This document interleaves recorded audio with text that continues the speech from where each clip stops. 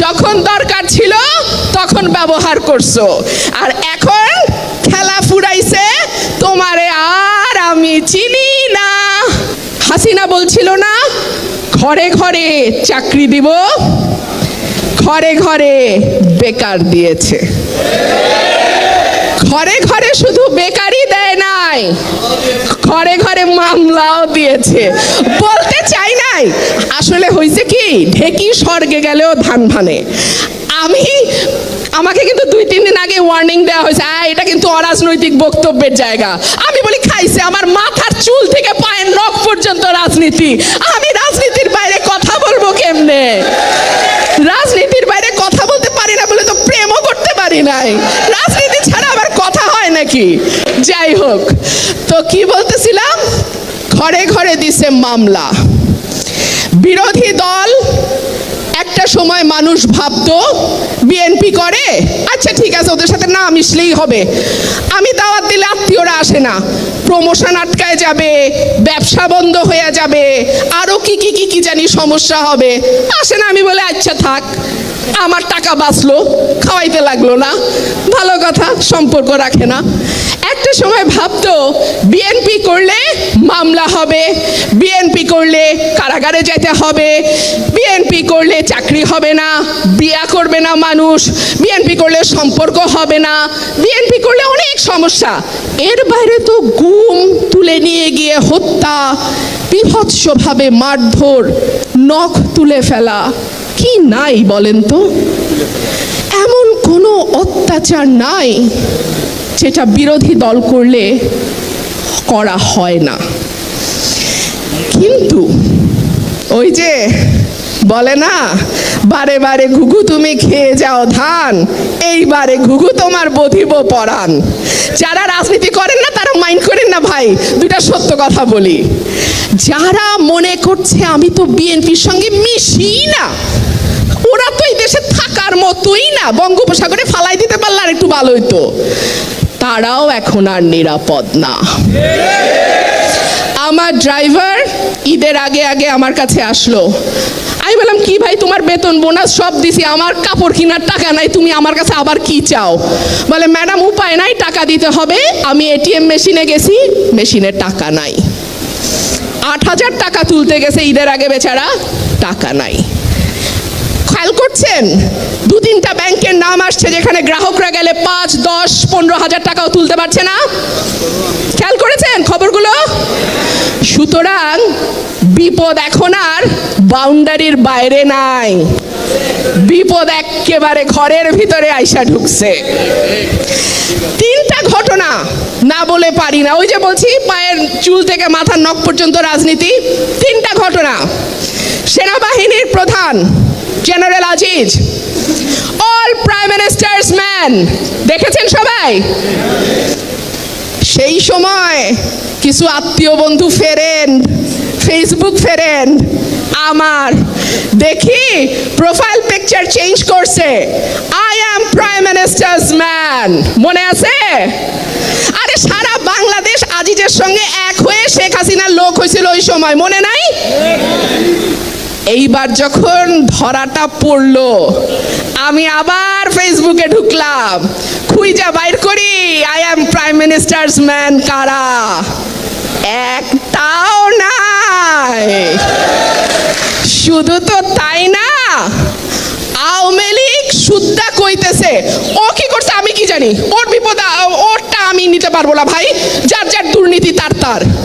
তো যার যার দুর্নীতি তার তার, যখন দরকার ছিল তখন ব্যবহার করছো, আর এখন খেলা ফুরাইছে, তোমারে আর আমি চিনি। গণপ্রজাতন্ত্রী বাংলাদেশের সংবিধানের 50 অনুচ্ছেদের দফা 3 অনুযায়ী মহামান্য রাষ্ট্রপতি জনাব মোহাম্মদ শাহাবুদ্দিন তার স্বাক্ষরযুক্ত পদত্যাগপত্র আজ 24শে জুলাই 2026 9 শ্রাবণ 1433 তারিখে রোজ শুক্রবার অপরাহ্ন 5:01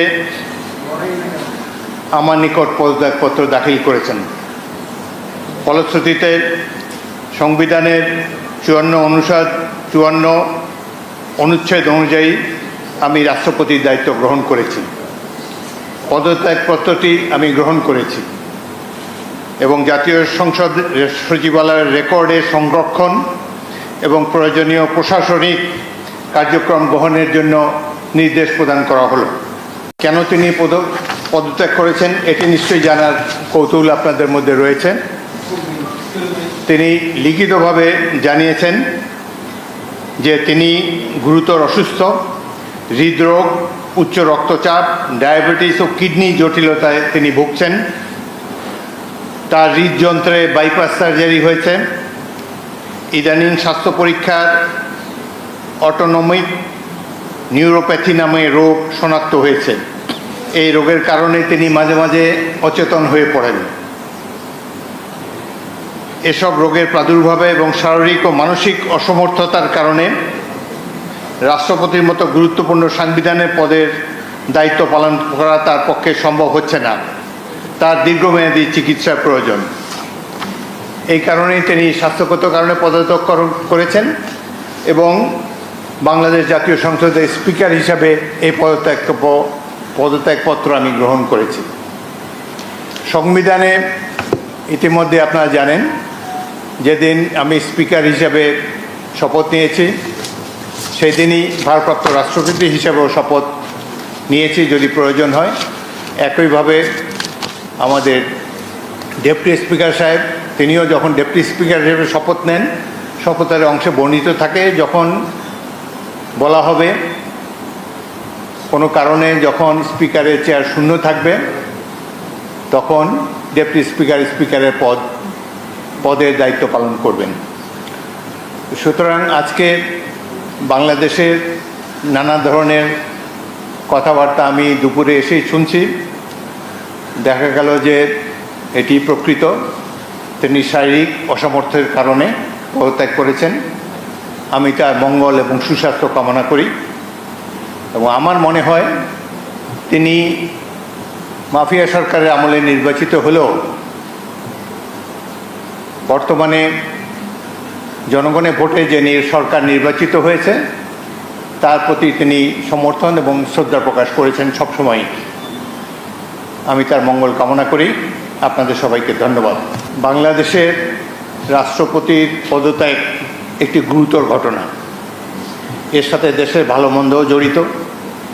রাষ্ট্রপতি একজন মানুষ, তিনি অসুস্থ হতেই পারেন এবং তিনি রোগেরও নাম প্রকাশ করেছেন, লিখিতভাবে জানিয়েছেন তিনি কি রোগে ভুগছেন এবং মাঝে মাঝে তিনি অচেতন হয়ে পড়েন। এর জন্য ডাক্তারের সার্টিফিকেটের কোনো প্রয়োজন নাই, যিনি যেখানে নিজেই এটি দাবি করেছেন। সুতরাং আমরা আশা করি এই পদত্যাগের ফলে সকল ধোঁয়াশা পরিষ্কার হলো। কোনো ধরনের বিশৃঙ্খলা বা কোনো ধরনের বিরূপ মনোভাব কিংবা কনফিউশন যাতে এইসব ব্যাপারে না ঘটে। রাষ্ট্রপতি পদত্যাগের আগেও রাষ্ট্রপতিরা পদত্যাগ করেছেন বিভিন্ন কারণে। রাষ্ট্রপতি দেশের একজন সম্মানিত মাননীয় রাষ্ট্রপতি, তিনি পদত্যাগ করতেই পারেন এবং এই চেয়ারটা কখনো শূন্য থাকে না। এবং আমি জাতীয় সংসদের স্পিকার হিসাবে এই পদত্যাগপত্র গ্রহণ করেছি। এটি হলো বাস্তবতা। আশা করি সকল ধরনের কনফিউশন এখন থেকে দূর হয়ে যাবে। আপনাদের সবাইকে অসংখ্য ধন্যবাদ। এই ধরনের প্রশ্ন করবেন না ভাই, কোনো কনফিউশন ক্রিয়েট করবেন। দেখেন এক minute please listen to me. একটু প্লিজ। আপনারা আমাকে স্পিকার হিসাবেও দেখেছেন। এর আগেও 40 বছর ধরে রাজনীতি করছি। আমি সরাসরি কথা বলতে অভ্যস্ত। সুতরাং কনস্ট্রাকটিভ কথা বলা ভালো। আমি তো প্রশংসাই করলাম তার। তিনি রিজাইন করেছেন স্বাস্থ্যগত কারণে। কি রোগের কথা তিনি বলেছেন, কিভাবে তিনি আমাদের কাছে দিয়ে সেটাই জেনেছি। এরপরে এটার মধ্যে তো আর অন্য কোনো কিছু নেই। এরকম নৈতিক স্খলনজনিত কোনো কারণে মেম্বারশিপ বাতিল হওয়ার কারণ আমি দেখি না। সাতক্ষীরা 4 আসনের যে এমপি সাহেবকে যে জামাত ইসলাম কর্তৃক বহিষ্কৃত হয়েছে এই মর্মে একটা চিঠি আপনারা আমাকে অবহিত করলেন, কিন্তু আসছে কিনা আমার এটা জানা নেই। ফার্স্ট। সেকেন্ড হচ্ছে তাদের চিঠি আসার পরে আমরা বিচার বিশ্লেষণ করব যে ব্যাপারে কি সিদ্ধান্ত নেওয়া যায়। সাধারণভাবে আমি বলতে পারি যে কোনো এই সংক্রান্ত যদি কোনো ডিসপিউট অ্যারাইজ করে তাহলে সংবিধানের ৬৬(৪) অনুচ্ছেদ অনুযায়ী পার্লামেন্ট কর্তৃক নির্বাচন কমিশনের নিকট রেফার করতে হবে। ওইটা পাওয়ার পর, নির্বাচন রেফারেন্স পাওয়ার পর এ ব্যাপারে যথাযথ তদন্তপূর্বক তার সিদ্ধান্ত জানাবে। দুটো জিনিস আছে, উনি যদি দলের থেকে পদত্যাগ করে, বা এখানে আইনে বলা আছে দলের থেকে পদত্যাগ করা, এখন উনি পদত্যাগ করেন নাই, ওনাকে এক্সপেল করছে। এক্সপানশন পদত্যাগের মধ্যে আসে কিনা এটা একটা বিশ্লেষণের বিষয়, কন্ট্রোভার্সিয়াল একটা বিষয়। যদি এই ধরনের কিছু আমাদের কাছে আসে তাহলে তখন আমরা এটার উপর আমাদের নির্বাচন কমিশন তার সিদ্ধান্ত জানাবে, এবং সেই জিনিসটা আসতে হবে পার্লামেন্ট থেকে। কোন পার্টির মধ্যে থাকলে আমার যতদূর মনে পড়ে, আমি যতদূর বুঝি, নির্বাচন কমিশনের এর উপর খুব একটা করণীয় নেই, যদি না পার্লামেন্ট থেকে এটা রেফার করা হয়। আমি এখন প্রিজাজ করবো না, আমার নিজস্ব ওপিনিয়ন আমি এখানে বলবো না, তাহলে প্রিজাজ হয়ে যাবে। আসার পরে আমরা এটা বিশ্লেষণ করব, দেখব আইন কানুন অনুযায়ী কি হওয়া উচিত, তখন নির্বাচন কমিশন তার সিদ্ধান্ত অবহিত করবে।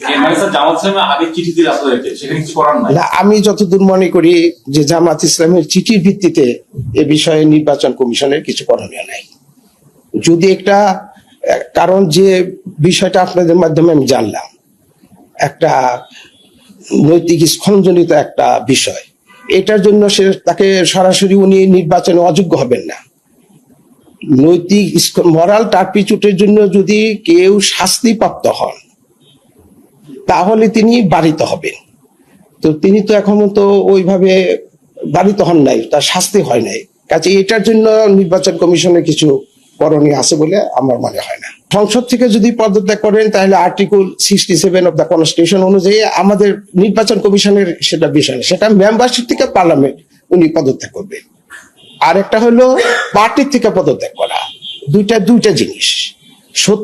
আর্টিকেল 70 হচ্ছে পার্টি থেকে যদি পদত্যাগ করে তাহলে ওনার মেম্বারশিপ চলে যাবে। আর আরেকটা হলো সেটা নির্বাচন কমিশন সিদ্ধান্ত দিতে হবে, পার্লামেন্ট প্রেরণ করবে, নির্বাচন কমিশন এর উপর সিদ্ধান্ত দিতে হবে। আরো যদি উনি পার্লামেন্ট থেকে মেম্বারশিপ থেকে পদত্যাগ করেন তাহলে 67 পদত্যাগ পার্লামেন্ট গ্রহণ করবে, ব্যবস্থা করবে, নির্বাচন কমিশনে আসার কোনো প্রশ্ন ওঠে না। স্পিকারের ভূমিকা অর্থাৎ আপনার কনস্টিটিউশনের 66 সাব ক্লজ সাব আর্টিকেল 4 বলা আছে যে কোনো ব্যক্তি 70 সংক্রান্ত, আর্টিকেল 70 সংক্রান্ত যদি কোনো ডিসপিউট থাকে অথবা কোনো অযোগ্যতা সংক্রান্ত কোনো যদি ডিসপিউট বা বিরোধ সৃষ্টি হয় তাহলে পার্লামেন্ট মিনস স্পিকার সেটা নির্বাচন কমিশনে যথাযথ ব্যবস্থা গ্রহণের জন্য প্রেরণ করবে। নির্বাচন কমিশন তখন শুনানি দিতে পারে, যথাযথ তদন্তপূর্বক সিদ্ধান্ত দিবে, এবং এই সিদ্ধান্তটা আইন অনুযায়ী ফাইনাল হয়ে যাবে, চূড়ান্ত বলে বিবেচিত হবে। কিন্তু কোন দল যদি তার কোন মেম্বারকে, যদি উনি মেম্বার অফ দ্য পার্লামেন্ট যে দলের থেকে উনি নমিনেশন হলেন, সেই দল যদি তাকে বহিষ্কার করে তাহলে দলের চিঠির ভিত্তিতে নির্বাচন কমিশনের কিছু করণীয় আছে বলে আমার মনে হয়।